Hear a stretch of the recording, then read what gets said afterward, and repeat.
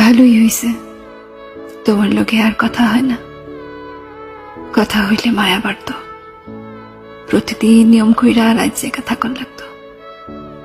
হুদাই তোমার লোকে বকবক করতে মন চাইতো।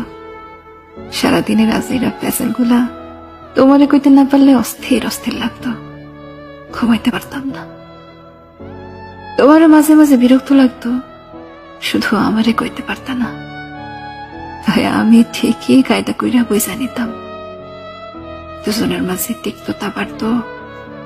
তুমি আমার থাকলেও তোমার মনটা অন্য কোথাও কইরা থাকতো। চট কইরা আমাদের মাঝে দূরত্ব বাড়ত।